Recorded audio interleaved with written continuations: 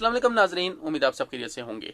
जो लोग पाकिस्तान से परदेश में आते हैं, अरब कंट्रीज में आते हैं, तो बहुत बार उनके साथ जो है वो एजेंट जो है वो फ्रॉड कर देते हैं कि आपका वीज़ा लग गया है, उनसे पैसे ले लेते हैं, लेकिन बाद में पता चलता है कि उनका वीज़ा जो है वो बिल्कुल फ्रॉड था, फेक था।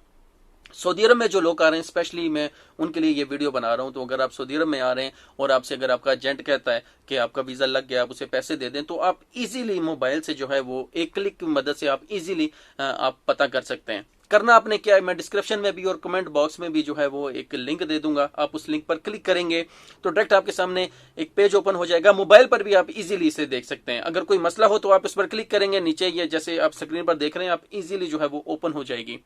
पासपोर्ट नंबर आपका जो है वो आपके पास होना चाहिए। आप पासपोर्ट नंबर लिखेंगे, नेशनलिटी लिखेंगे अपनी पाकिस्तान, और जहां से ये सिस्टम हुआ है, या इस्लामाबाद होगा या कराची होगा, आप वो इस्लामाबाद लिख दें। उसके बाद ये कोड है ये लिख दें। आप क्लिक करेंगे, आपके सामने पूरी डिटेल आ जाएगी। अगर आपका वीज़ा लग गया है तो सारी डिटेल आपके सामने आएगी। जो फाइल नंबर है, जो आपका कफील है, या जो आपकी कंपनी है, मुअस्ससा है, शिरका है, जो भी है वो आपके सामने आ जाएगा।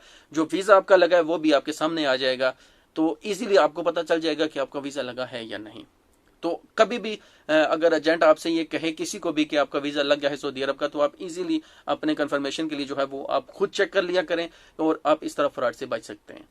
खुद भी इस पर अमल करें, और अगर आपको कोई दोस्त है, अजीज है, उसे भी ये बात बताएं कि अगर उसने भी किसी का जो है वो सऊदी अरब का केस दिया हुआ है, वीज़ा अगर उसका लगने वाला है, तो वो ऐसे इजीली चेक कर सकता है। अपना और अपने परिवार का ख्याल रखिए। मिलते हैं नेक्स्ट वीडियो में। अल्लाह।